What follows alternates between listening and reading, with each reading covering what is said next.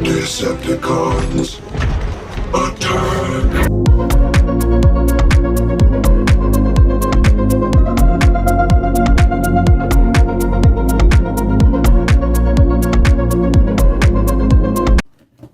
Hey everyone, Sam here, and today we're going to be taking a look at the LEGO Star Wars Set 75389 Rebuild the Galaxy Dark Falcon, released in 2024. This set has 1,579 pieces, just 10 and up, and has a retail price of $180.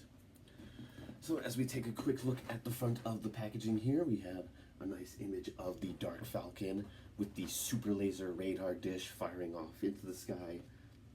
And we do get all the minifigures down here, all the minifigures that are included in the set, and we'll talk more about because this in the later on, because these are some pretty exciting minifigures.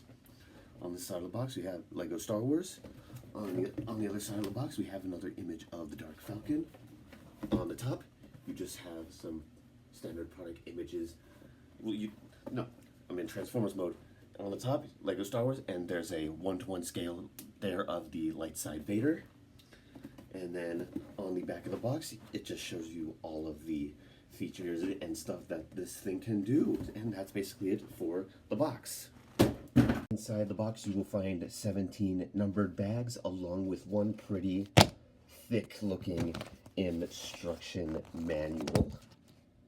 And starting off with the minifigs, here we have Beach Boy Luke Skywalker, and he looks hilarious with the Hawaiian shirt and the khaki pants and the beer belly and the little thing that Anakin gave Padme on his neck there. He's got his blue milk carton, some nice shades. This is a pretty hilarious looking minifigure. I don't know what his role is in the Rebuild the Galaxy Disney Plus series because I haven't seen that yet. But yeah, he just looks hilarious, and I believe there's an alternate face print. Yep, there's an alternate face print in it. This guy's just hilarious. And here we have Jedi Vader, and this is one of my favorite figures in this entire set. But he's not without his shortcomings. Like, my main gripe about this guy would have to be the lack of printed blue lenses there. It kind of makes this helmet feel a little cheap and unfinished. But yeah, it's basically all the same detailing that we've gotten on Vader's in years past, but all in white. And if we take off the helmet, he has a Sebastian Shaw face print, and that is a nice tribute to the original actor who played Anakin in Return of the Jedi. Yeah, I might end up making like a custom Sebastian Shaw Force Ghost with him. Yeah, this guy looks super sick though. And here we have C-3PO, or should I say evil C-3PO. And this guy looks really creepy with the black arm and the red eyes there. Yeah, it's not too different from 3POs that we've gotten in years past. But I do wish that he would have come with the dual molded leg that we've been seeing a lot. I know there's a C-3PO keychain that's coming out, so I might just end up getting that and then like swapping out his leg there for the dual molded one, just to add that detail. And also the red eyes kind of remind me of the time in Rise of Skywalker when Babu Frick forced him to translate the inscription on the Sith dagger and his eyes turned red. Yeah, this is, yes, but all in all, it's not too different from any C-3PO that we've gotten in years past, aside from the red eyes and the black arm. And here we have Darth Dev, who is a minifigure that I have no idea like what his inclusion in the set is. I guess I just have to watch Rebuild the Galaxy in order to understand. But like, aside from like me not knowing who he is, he's a pretty cool looking minifigure. He's got Cole's hair piece from Ninjago. He's got lots of nice arm and leg printing. We lift up his cape. He's got some nice back printing as well. And I do believe he does have an alternate face there. And here we have Darth Rey Palpatine, as she appeared oh so briefly in Rise of Skywalker. And as far as looks goes, she's a pretty faithful adaptation to pretty faithful like recreation of the character that we saw in the movie. I do kind of wish that they would have reused Rey's face print instead of the pupilless face print that we end up seeing here. I also do wish that they would have included an extra hilt for her, so that way you can have the dual-bladed lightsaber splayed out. But yeah, she's not all bad. She's a decent inclusion in the set. Got some nice back printing there. We take the hood off. She does have an alternate facial expression as well. And now we only have one minifigure left to go, and I bet you all know who it is. Here we have Darth Jar Jar, and oh my lord, I cannot believe this is a real thing that exists right now, and that it's in my studio here. Oh my gosh. He just looks amazing all around. It does have a little crystal there in one hand and a dual-bladed lightsaber in the other hand. And if we take off his head, it does have some nice back printing there. Oh my gosh, yeah, but this is by far my favorite figure in this entire set. He just looks so cool. And it's just unbelievable that we have a Darth Jar Jar minifigure that actually exists and that you can buy for your personal collection. Oh my, yeah. And just a quick thing to show off, I'm going to show you like what I like to do with Darth Jar Jar. I like to give him a cape. I like to give him a cape because I think he looks better with the cape on. There we go. And then I like to take his dual-bladed lightsaber and swap it out for an Inquisitor lightsaber. I think he looks better with the Inquisitor lightsaber. So that's really how I'm gonna choose to display Darth Jar Jar in my collection. So let's get down to the Dark Falcon itself. And here we have the Dark Falcon in all of its glory, and it is basically a one-to-one carbon copy of the 2019 Millennium Falcon.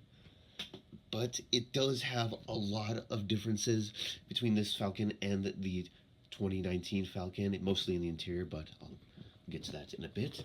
So let's just glide over the hull of the ship to take a look at all the details. Got a nice tinted red cockpit windscreen there. Got the quad laser cannons up there, which do spin freely.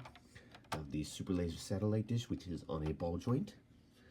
Yeah, we got the rear engines there and the rear exhaust vents there. And I actually love how these ones are done so much better than the 2019 Falcon, because on the 2019 Falcon it used like a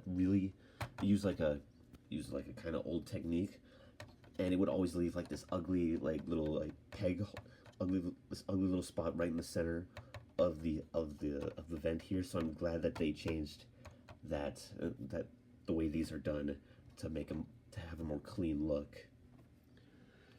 Yeah, and on the bottom, it's basically the same underside that we've gotten on this previous Falcon with all like with all the Technic bricks and the underside quad cannon. It does have two forward-mounted spring-loaded shooters, which to fire you just press down in there and they will shoot. So, it's a pretty solid build exterior-wise. But let's get down to the interior.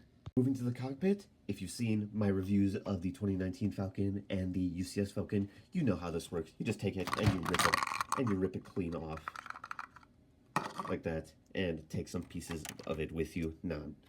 Yep. So it's basically the same cockpit that we got with the 2019 Falcon, and it does have seats for two minifigures. So I'm going to take Beach Boy Luke and sit him in that seat, and take Evil C-3PO.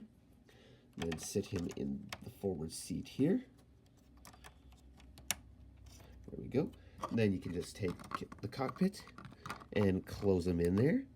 Don't know how well you can see them in there because of the tinted cockpit, but they do fit in there nice and snug. Moving to the back of the ship, it's basically the same way you access the interior on the 2019 Falcon.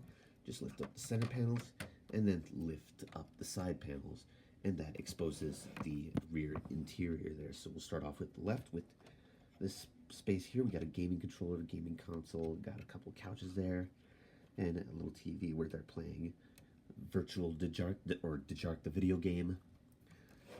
Then we have the center here with the hyperdrive engine here, and this little crate which has a little crystal inside there. We got the boarding ramp there, which does drop down, and we have a little jail cell, which is unfortunately in the place of the smuggler's compartment. I really like the smuggler's compartment on the 2019 Falcon, so it's kind of sad that they got rid of it here. But you get a jail cell, and it just pops off. And what are you doing in there? Get out of there! But yeah, we do have a jail cell here, and what you do here is you can take one of your good guy minifigures and just seat him in the cell here, and then take the door and just put it on there, and there we go. He is locked up tight. And another bit of the interior to talk about is the rear gunner's is the gunner's position. So you just, it's basically on the 2019 Falcon. You open the hatch, pull this out, you place it on your two minifigs, and then you just get in there, close it up, and now they can man the quad laser cannons. And then, just like the interior is on the 2019 Falcon, just slide this forward, open up these two side panels, and then you have the forward interior, which is kind of lacking, honestly. Yeah, there's not really much to talk about. The only thing that there really is Darth Jar Jar's throne here in the center, which can slide out. And it's just a simple little build, and you can take Darth Jar Jar, and you can... And he fell out. Of course he did. Then you take Darth Jar Jar, and you can seat him in there. And behind the throne is a little Sith holocron there, which is pretty neat. But you can take Darth Jar Jar in the throne, seat him in there, and then he's got a little control console here that he can man. And then there's also two little beds that you can have like some minifigures lying on as well. But yeah, there's not really much to talk about with the forward interior. Here we have the Dark Falcon compared to the 2019 Falcon. We have the Dark Falcon compared to the Big Daddy UCS Falcon. And finally, here's the Dark Falcon compared to the Death Star, or what's left of it. And if you're wondering, I will do a remastered review of the Death Star once I get it fully rebuilt and restored, but you're just gonna have to wait for that.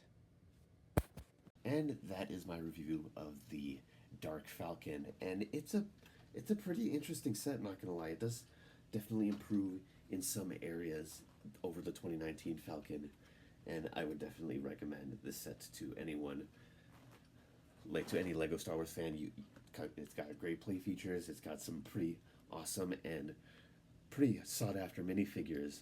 Once the severed tires, I'd expect Darth Jar Jar and Jedi Vader to go up in value significantly. But yeah, that is the Dark Falcon, so don't forget to check out my other reviews, and I will see you in the next video.